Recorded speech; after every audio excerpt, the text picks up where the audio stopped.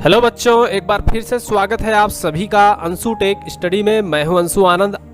Students, आपको पता होगा हमारे YouTube channel Anshu tech study पर फिजिक्स न्यूमेरिकल सीरीज की यहां पे क्लासेस आ रही हैं, जिसमें मैंने पहला लेक्चर लिया था। इसमें पहले चैप्टर के बेसिक फार्मूले और न्यूमेरिकल्स को बताया था। वो वीडियो काफ़ी लेंदी हो गई थी, इसीलिए जो है मैंने क्या किया है कि इस बार जो इलेक्ट्रोस्टैटिक पोटेंशियल कैपेसिटेंस जो चैप्टर नंबर 2 है, उसके जो है महत्वपूर्ण कॉन्सेप्ट और फार्मूलों को मैं पहले वीडियो बनाऊंगा और उसके बाद जो है यहाँ पे न्यूमेरिकल जो सॉल्व कराया जाएगा उसकी अलग से वीडियो आएगी। तो इस वीडियो में हम पढ़ेंगे स्थिर वैद्युत विभव यानी इलेक्ट्रोस्टैटिक पोटेंशियल के बेसिक कॉन्सेप्ट और फार्मूलों को। और अगर आप हमारे इस YouTube चैनल पर नए हैं तो मैं आपको बता देता हूं कि हमारे YouTube चैनल पर फिजिक्स न्यूमेरिकल सीरीज स्टार्ट हो गई है, जिसमें हम जो है क्लास 12th के सभी न्यूमेरिकल्स को चैप्टर वाइज जो है यहाँ पे फिजिक्स के सॉल्व कराने वाले हैं। तो अगर आप हमारे चैनल पर नए हैं तो प्लीज़ हमारे इस YouTube चैनल को सब्सक्राइब करके बेल आइकन को प्रेस कर दीजिएगा। तो चलिए स्टार्ट करते हैं इस वीडियो को बिना किसी देर के। स्टूडेंट्स, पहले जो है हम बात करने वाले हैं, यहाँ पे बहुत सारे स्टूडेंट्स का यहाँ पे क्वेश्चन आता रहता है व्हाट्सएप वगैरह पे, या माइक्रो कुलाम, नैनो कुलाम या पीकोमीटर, नैनोमीटर। तो इन सभी को कन्वर्ट कैसे करेंगे जो है सिंपल फॉर्म में। ठीक है, सिंपल मतलब एक जो है जैसे कि माइक्रो कुलाम दे दिया, तो माइक्रो कुलाम को हम कुलाम में कैसे कन्वर्ट करेंगे। जैसे माइक्रोमीटर भी दे देता है, तो वहाँ पे माइक्रोमीटर को मीटर में कैसे कन्वर्ट करेंगे। तो पहले ये मैं आपको बेसिक चीज़ बता देता हूँ, उसके बाद जो है हम चलते हैं इलेक्ट्रोस्टैटिक पोटेंशियल पढ़ेंगे। अगर आपके सामने कहीं क्वेश्चन में माइक्रो में दिया हो, चाहे वो मीटर हो, कुलाम हो, चाहे वोल्ट हो, ठीक है, अगर वो माइक्रो में दिया हो तो माइक्रो को हम म्यू से दर्शाते हैं। माइक्रो को हम म्यू से दर्शाते हैं, कहीं म्यू दिया होगा, कहीं माइक्रो लिख भी देता है। ठीक है, तो अगर माइक्रो जुड़ा हुआ है उस फार्म को सिंपल फार्म में, यानी माइक्रोमीटर दिया है, माइक्रो कुलाम दिया है, उसको सिंपली कुलाम या मीटर में बदलना है तो वहाँ 10⁻⁻⁶ से वहाँ पे मल्टीप्लाई करेंगे। उसके साथ अगर कोई चीज़ नैनो में दिया हो, नैनो में दिया हो तो यहाँ पे स्मॉल एन भी दिया रहता है, कहीं नैनोमीटर दे दिया, नैनो कुलाम दे दिया, इस तरह से कोई चीज़ दे दिया हो वहाँ पे, या नैनो सेकेंड दे दिया, तो वहाँ पे जो है हम किससे मल्टीप्लाई करेंगे, 10⁻⁹ से। 10⁻⁹ से मल्टीप्लाई हो जाएगा तो नैनो से जो है यहाँ पे मीटर में या फिर जो है कुलाम में बदल जाएगा। उसके बाद जो है पीकोमीटर कहीं दिया होता है, पीएम दे देता है कहीं पे। ठीक है, तो जैसे कि कहीं दे दिया 5 pm उसकी लेंथ है, 5 pm मतलब 5 पिकोमीटर। तो अगर पीको में कोई चीज़ दिया है तो इसको स्मॉल p से दर्शाया जाता है। इसके लिए हम क्या करते हैं, सिंपल में बदलने के लिए 10⁻⁻12 से उस अंक में मल्टीप्लाई कर देंगे, तो वो जो है सिंपली फार्म में आ जाएगा। ये माइक्रो, नैनो, पीको ये बहुत ही छोटी वैल्यू है, तो ये आपको ध्यान देना है। उसके बाद अगर हम किग्रा की बात करें, जैसे कि किलो में कोई दिया हो, किलोमीटर हो गया, किलोग्राम हो गया पे किलो में, तो किलो के लिए हम क्या करते हैं 10⁻³ से वहाँ पे मल्टीप्लाई हो जाता है। ठीक है, के से दर्शाते हैं इसको यहाँ पे। और उसके बाद कहीं मेगावाट दे देता है, कहीं मेगा वोल्ट दे दिया, मेगावाट दे दिया, मेगा इलेक्ट्रॉन वोल्ट दे दिया। तो यहाँ मेगा क्या है, मेगा को हम कैपिटल M से दर्शाएंगे और लास्ट में हम 10⁻⁶ से मल्टीप्लाई करेंगे, तो वो सिंपल फार्म में बदल आएगा। तो ये आपको ध्यान देना है, मैं जो बता रहा हूँ आपको जो है ये क्वेश्चन लगाते समय आपके यूज होने वाले हैं। गीगा में होता है तो गीगा उतना ज़्यादा पूछा नहीं जाता, मैं फिर भी मैं आपको बता देता हूँ। गीगा को कैपिटल G से दर्शाएंगे, और गीगा में कोई चीज़ दिया हुआ हो वैल्यू तो उसको 10⁻⁶ यहाँ पे 9 से मल्टीप्लाई कर देंगे, तो वो जो है सिंपल फार्म में बदल जाएगा।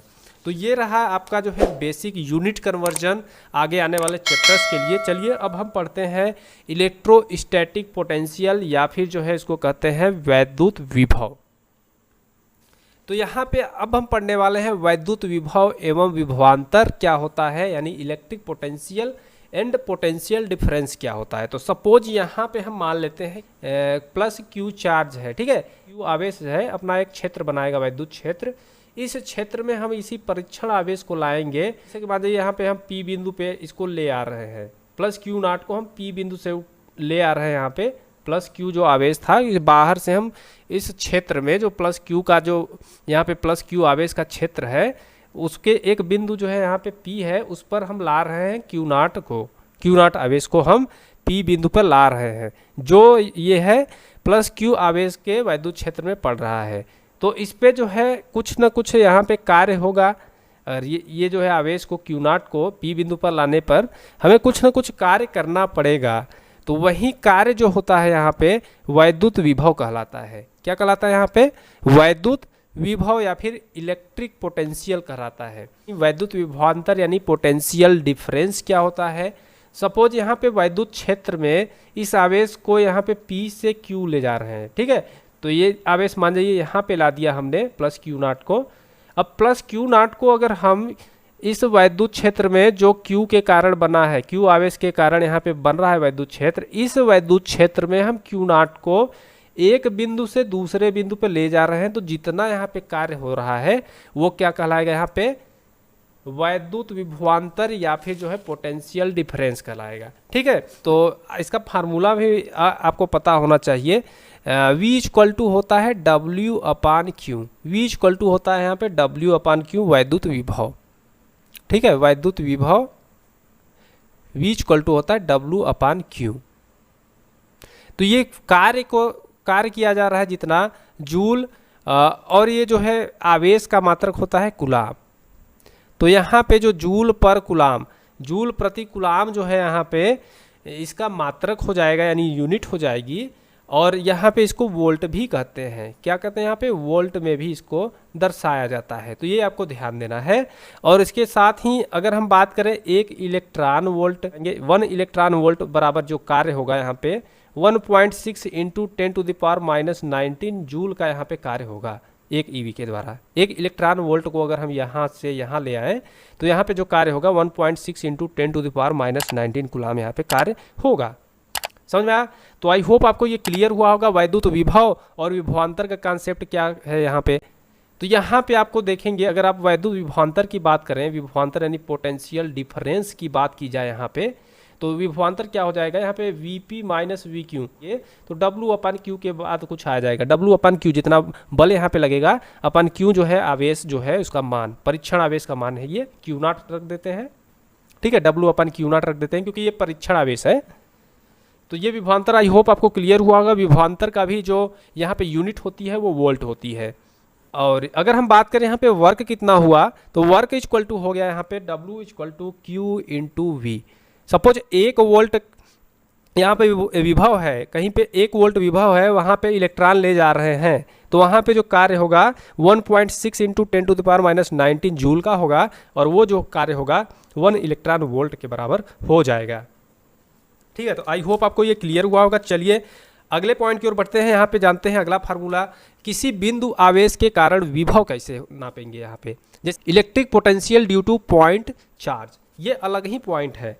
तो यहाँ पे अगर हम बात करें electric potential due two point charge, तो सपोज यहाँ पे कोई एक आवेश प्लस Q है, ठीक है। प्लस Q जो है ए बिंदु पर मान जाइए हमने एक आवेश रखा है प्लस Q, और इससे जो है R दूरी पर एक बिंदु B है। R दूरी पर हम एक बिंदु B ले लेते हैं, और यहाँ पे हम क्या कर रहे हैं, किसी बिंदु आवेश के कारण विभव, ठीक है। तो किसी कोई बिंदु आवेश है plus Q not, plus Q not जो है एक अनंत पे हमने मान जाइए इनफाइनाइट डिस्टेंस पे एक विभव था यहाँ पे प्लस Q नॉट, इसको हम उठा के इस प्लस Q के वैद्युत क्षेत्र में ला रहे हैं यहाँ पे B बिंदु पर। कहाँ पे? B बिंदु पर हम ला रहे हैं, यहाँ पे उठा के इसको B बिंदु पर ला रहे हैं, यहाँ से जो है हम उठाएंगे और इस बिंदु पे ले आ रहे हैं। तो ये प्लस Q आवेश के कारण इस बिंदु पर जो भी आवेश रहेगा उस पर कितना विभव होगा, ठीक है। तो V इक्वल टू जो होगा यहाँ पे 1/4 पाई एप्सिलॉन नॉट इंटू हो जाएगा Q अपान R वोल्ट, ठीक है। इतना विभव होगा, यानी किसी बिंदु आवेश के कारण जो विभव होगा यहाँ पे 1/4 pi epsilon not Q upon R volt. तो यहाँ पे 1/4 पाई एप्सिलॉन नॉट की वैल्यू होती है 9 इंटू 10⁹ न्यूटन मीटर स्क्वायर पर कूलाम स्क्वायर, और एप्सिलॉन नॉट की वैल्यू होती है 8.854 इंटू 10⁻⁻12 कूलाम स्क्वायर पर न्यूटन मीटर स्क्वायर। तो ये आपको ध्यान देना है।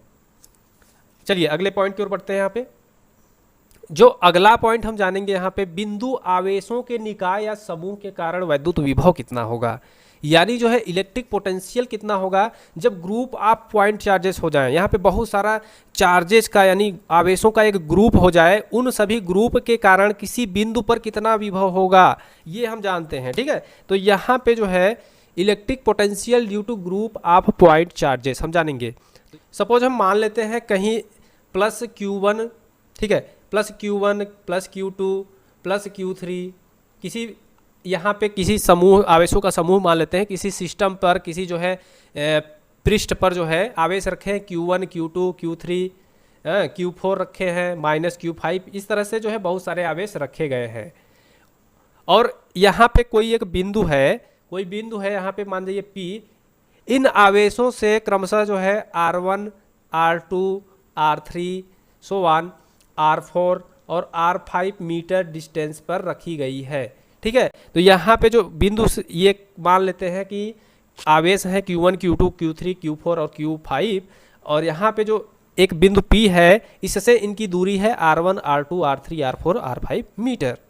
तो इस जो है बिंदु पर इन सभी आवेशों के निकाय के कारण क्या विभव होगा, वो होगा यहाँ पे V = 1/4 पाई एप्सिलॉन नॉट। देखिए अगर हम पहले बिंदु की बात करें तो पहले बिंदु के कारण जो विभव हो रहा है Q1/R हो जाएगा यहाँ पे Q1/R1 वोल्ट, प्लस जो है दूसरे जो है आवेश के कारण P पर बिंदु पर विभव हो जाएगा यहाँ पे 1/4 pi epsilon not Q2/R2 volt, अब प्लस जो है तीसरे बिंदु के कारण हो जाएगा विभव अपान 1/4 pi epsilon not Q3/R3 volt. उसी तरह से चौथे बिंदु के कारण हो जाएगा 1/4 pi epsilon not Q4/R4 volt.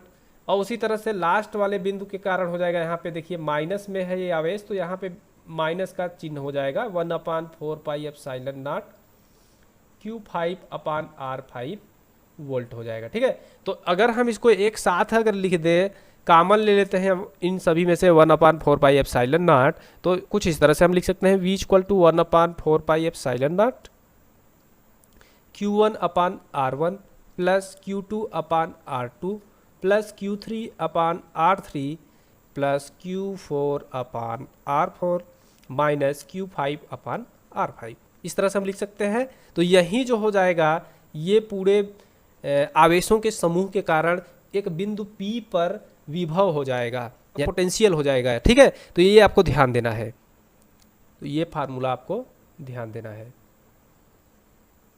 ठीक है, और मैंने 1/4 पाई एप्सिलॉन नॉट का मान पीछे बताया था, आपको ये ध्यान में देना है, और एप्सिलॉन नॉट की भी वैल्यू बताया था पीछे। ठीक है, तो अब चलिए हम अगले पॉइंट की ओर बढ़ते हैं। अगला पॉइंट क्या है, यहाँ पे वैद्युत द्विध्रुव के कारण विभव क्या होगा। तो स्टूडेंट्स बहुत पहले मैंने जो है फिजिक्स के लेक्चर बनाए हैं, उनकी 6-7 क्लासेस लिया था, मैंने बनाया था वीडियो 3 से 4 महीने पहले। तो आप जो है हमारे YouTube चैनल के प्लेलिस्ट में जाइए, वो सारे लेक्चर मिल जाएंगे, या फिर हमारे वीडियो के डिस्क्रिप्शन बॉक्स में जाइए, या फिर जो है वीडियो के आई बटन कुछ यहाँ पे मिलेगा, उस पर क्लिक करके आप जो है प्रीवियस लेक्चर्स को देख पाएंगे। तो ये दोनों आवेश आप देख सकते हैं, इन आवेशों का जो है मात्रा बराबर है, यानी क्वांटिटी इन दोनों की बराबर है, लेकिन उन पे आवेश का जो है टाइप, या इस पे प्लस है तो इस पे माइनस वाला आवेश है। ठीक है, तो ये जो है एक तरह से वैद्युत द्विध्रुव बना रहा है। तो इस जो है वैद्युत द्विध्रुव से हम मान लेते हैं R दूरी पर कोई एक बिंदु है P, इस वैद्युत द्विध्रुव के कारण इस पर जो है यहाँ पे हमें क्या निकालना है, इलेक्ट्रिक पोटेंशियल निकालना है, वैद्युत द्विध्रुव के कारण यहाँ पे विभव निकालना है। ठीक है, तो विभव निकालने के लिए मैं फार्मूला बता देता हूँ। अगर इस तरह के क्वेश्चन आपको दिए गए हो, तो अगर जो है यहाँ पे आवेश जो है इसकी अच्छी स्थिति मतलब इसी के अक्ष पर कहीं आगे रखा गया है, तो ये अच्छी स्थिति में है। ठीक है, अच्छी स्थिति मतलब यहाँ पे इंड ऑन पोजीशन कहते हैं इसको, इंड ऑन पोजीशन में अगर कोई आवेश रखा गया हो, ठीक है, या इंड ऑन पोजीशन पर कोई एक बिंदु हो। ठीक है, तो इस वैद्युत द्विध्रुव के कारण इस बिंदु पर कितना इलेक्ट्रिक पोटेंशियल होगा, V = होगा 1/4 pi epsilon not into P/R²। P यहाँ पे जो है P क्या है, वैद्युत द्विध्रुव है, बिंदु ये P अलग है, कैपिटल P ये बिंदु अलग है, ये बिंदु हमने माना है। P यहाँ पे वैद्युत द्विध्रुव होता है, इलेक्ट्रिक डाइपोल होता है, वैद्युत द्विध्रुव भी कहते हैं इसको, या फिर इसको इलेक्ट्रिक डाइपोल भी कहते हैं, इलेक्ट्रिक डाइपोल। तो ये जो इलेक्ट्रिक डाइपोल है इसके कारण इस P बिंदु पर जो विभव हो जाएगा V equal to 1/4 pi epsilon naught P/r² हो जाएगा, जहाँ पे वैद्युत द्विध्रुव P बराबर होता है 2qL। तो Q जो है यहाँ पे आवेश की मात्रा हो जाएगी, यानी जो है चार्ज की वैल्यू हो जाएगी यहाँ पे, और 2L जो है इनके बीच की दूरी हो जाएगी, ठीक है, इन दोनों आवेश के बीच की दूरी। और R जो है यहाँ पे r² इस O बिंदु से इस P बिंदु के बीच की दूरी हो जाएगी, ठीक है। और इसको हम वोल्ट में ही नापेंगे। जैसे कोई एक वैद्युत द्विध्रुव होगा, उसके निरक्षीय स्थिति में कोई एक बिंदु होगा, उस पर वैद्युत विभव इस वैद्युत द्विध्रुव के कारण कितना होगा। तो यहाँ पे वैद्युत द्विध्रुव पे जो आवेश हैं +q -q होते हैं, एक प्लस में होता है और एक जो आवेश होता है यहाँ पे माइनस में होता है, यहाँ पे होता है जो माइनस में। तो इन दो आवेशों के जो है समूह से क्या बनता है, यहाँ पे एक प्लस हो एक -q हो, तो यहाँ पे बनेगा वैद्युत द्विध्रुव। इस वैद्युत द्विध्रुव से, ये कोई एक वैद्युत द्विध्रुव हो गया, इस वैद्युत द्विध्रुव से यहाँ पे उसके निरक्षीय स्थिति में, यहाँ पे जो है इसकी निरक्षीय स्थिति में कोई एक बिंदु मान लेते हैं y है। इस बिंदु पर इस वैद्युत द्विध्रुव के कारण कितना विभव होगा। तो वैद्युत द्विध्रुव की निरक्षीय स्थिति में जो विभव होगा V इक्वल टू यहाँ पे 0 होता है। तो ये आपको ध्यान देना है हमेशा कि निरक्षीय स्थिति में यहाँ पे V बराबर 0 होता है, और अच्छी स्थिति में जो विभव होता है यहाँ पे V इक्वल टू होता है 1/4 पाई एप्सिलॉन नॉट P/r², जहाँ पे वैद्युत द्विध्रुव होता है P equal to 2qL। Q होता है यहाँ पे आवेश, और 2L जो होता है यहाँ पे इनके बीच की दूरी, डिस्टेंस होती है, दोनों के बीच की डिस्टेंस, ठीक है। ये दोनों आवेश हैं किसी जो है वैद्युत द्विध्रुव, मैं बता देता हूँ, जैसे कि ये दो बिंदु हैं, ठीक है, इस पे +q आवेश है, इस पर -q आवेश है, और ये एक सिस्टम या निकाय बना लिया, ठीक है। तो यहाँ पे जो है इसको हम क्या बोलेंगे, वैद्युत द्विध्रुव बोलेंगे। इन दोनों आवेशों के बीच की दूरी अल्प दूरी होगी 2L, ठीक है। तो यहाँ पे q वो आवेश हो गया कूलाम में, और 2L जो है दोनों के बीच की डिस्टेंस हो गई।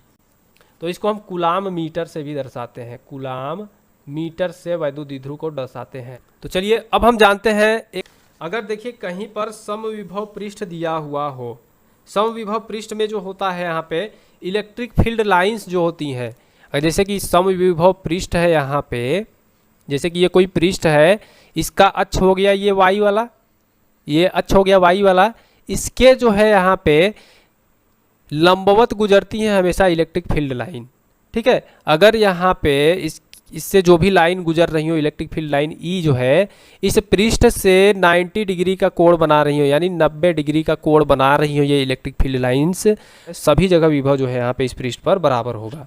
तो ये आपको ध्यान देना है, ठीक है। तो यहाँ पे स्टूडेंट्स अब हम जानते हैं वैद्युत स्थितिज ऊर्जा यानी इलेक्ट्रिक पोटेंशियल एनर्जी।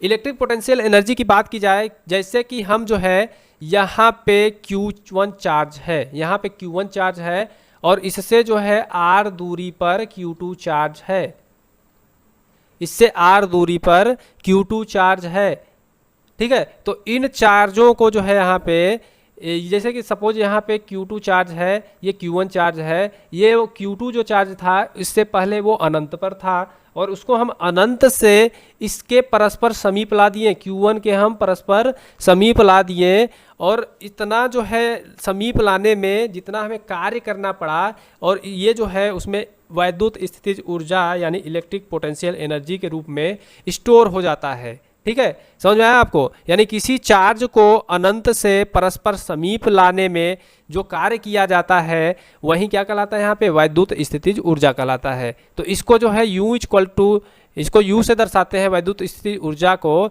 ये हम U से दर्शाते हैं, ठीक है, कैपिटल U से हम वैद्युत स्थितिज ऊर्जा को दर्शाते हैं। और यहाँ पे वैद्युत स्थितिज ऊर्जा U इक्वल टू होता है 1/4 pi epsilon not Q1 Q2 upon r²। तो ये आपको फार्मूला ध्यान देना है, इसको हम जूल से लिखते हैं, इसका मात्रक होता है जूल। तो ये सारी चीज़ें आपको ध्यान देना है। और वैद्युत विभवांतर की बात की जाए तो वैद्युत विभवांतर एक अदिश राशि होती है। वैद्युत विभव या वैद्युत विभवांतर एक क्या है, यहाँ पे अदिश राशि है। अब हम बात करते हैं विभव प्रवणता क्या होती है। विभव प्रवणता जो होती है, यहाँ पे विभव प्रवणता बराबर होता है, स्टूडेंट्स अब हम बात करते हैं विभव प्रवणता यानी पोटेंशियल ग्रेडियंट के बारे में।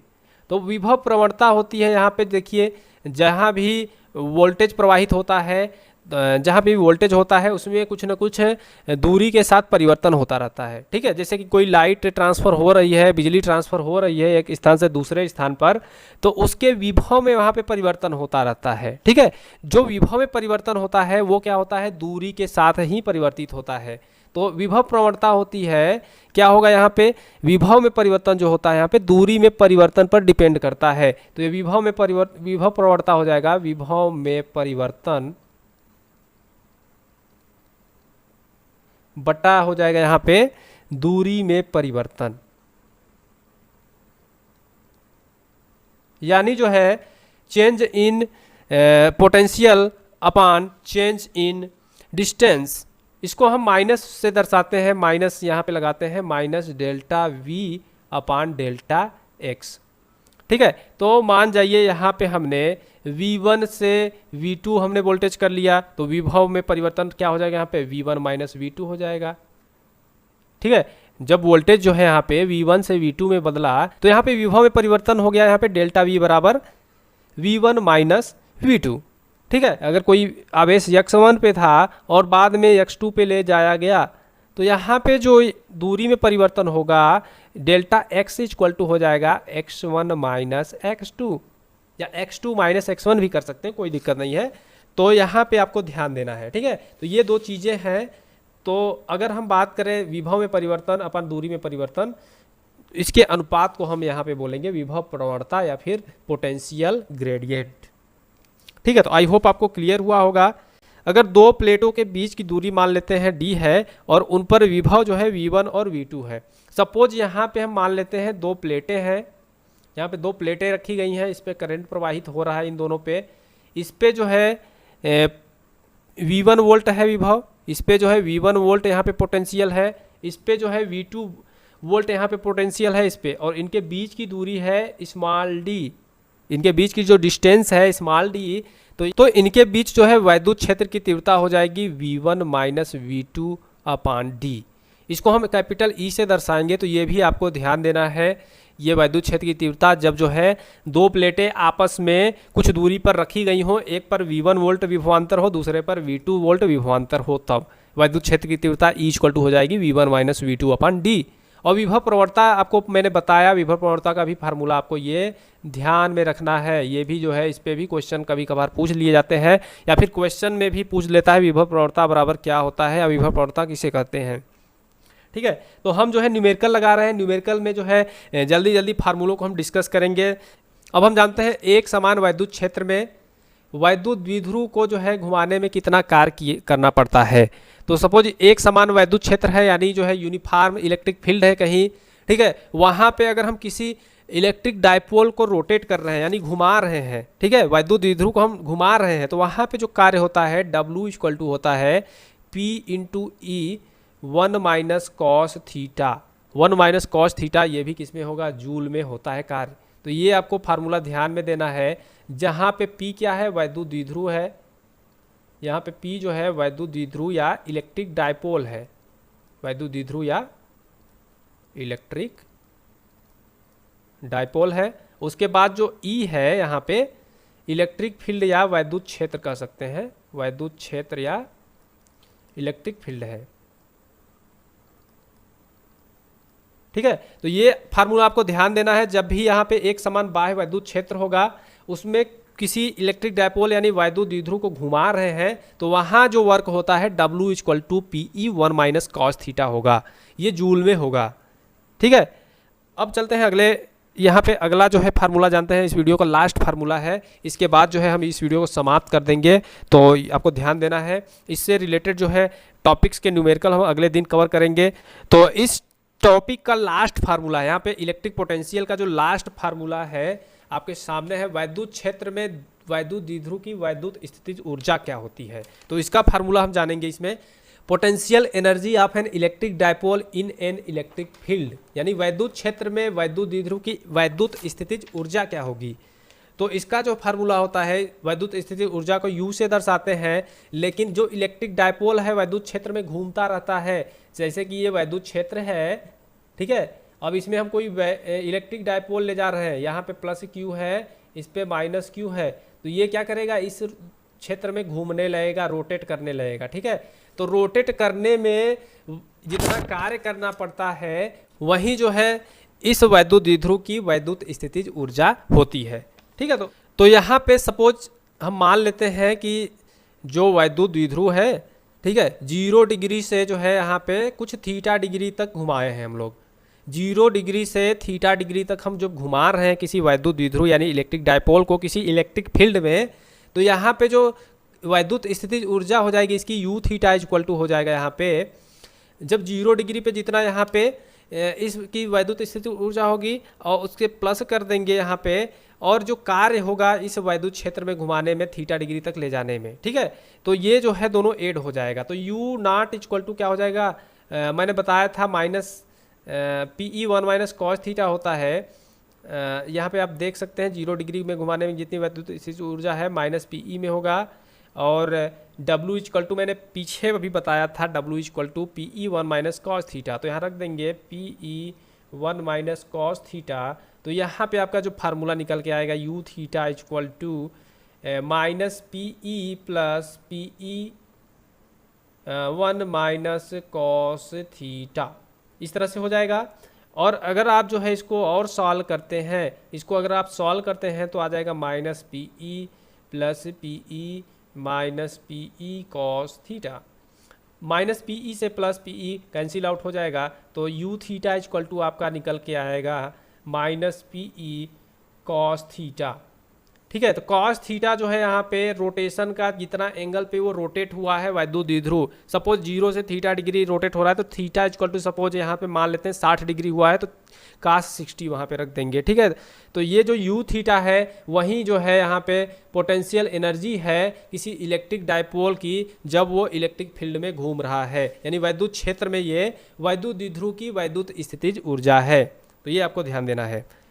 तो इस तरह से जो है वैद्युत विभव यानी इलेक्ट्रिक पोटेंशियल और पोटेंशियल डिफरेंस के सारे फार्मूले यहाँ पे कवर हो गए हैं। आप देख सकते हैं मैंने सारे फार्मूले कवर करा दिए हैं। तो आपको जो है सिंपली क्या करना है, इन फार्मूलों को नोट कर लेना है और बेसिक कॉन्सेप्ट को इस वीडियो से समझ लेना है। अगर आपको ये वीडियो अच्छी लगी हो तो इस वीडियो को लाइक कर दीजिएगा, शेयर कर दीजिएगा अपने सारे दोस्तों के साथ, और हमारे YouTube channel Anshu tech HD को सब्सक्राइब कर दीजिएगा। Thanks for watching this video guys, have a nice day.